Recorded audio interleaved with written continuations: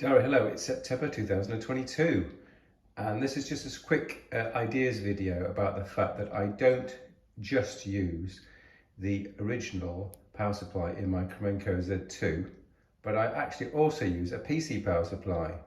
Now this Cromemco Z2 is a vintage computer. It dates from 1979 when I purchased it, which is quite some time ago, and over time the power supplies have become less and less reliable. I don't really want to stress the power supply, and the main stress that it would get is from spinning devices such as floppy disks and hard drives, which on this device would be at the front of the machine here. So to guard against the fact that I might get a short circuit on a 40-year-old spinning hard drive, and that might then blow the power supply, I've actually used an ATX PC power supply. And that's the basic idea. So the idea is, let's have a little closer look into the chassis, to locate a modern PC ATX power supply. I have another one just as an obvious demo. So something like this, which you can buy from Amazon for about £30. And that is located down here.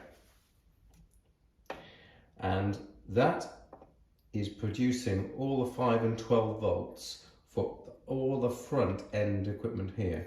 So the back end is still using the original power supply. Now the S100 power supply rails were plus 8 volts and plus or minus 16 volts.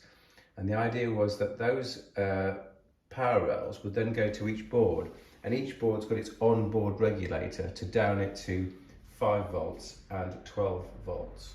So in principle, you could use this ATX power supply and completely remove the power supply at the back. I'm waving, you can't see. You could remove this enormous transformer and capacitor layer to the back here and just use the ATX power supply.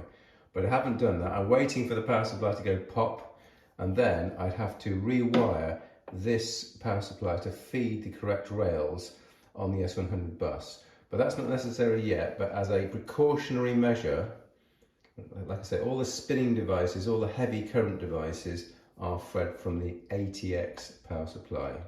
That's it. I hope you appreciate the tip.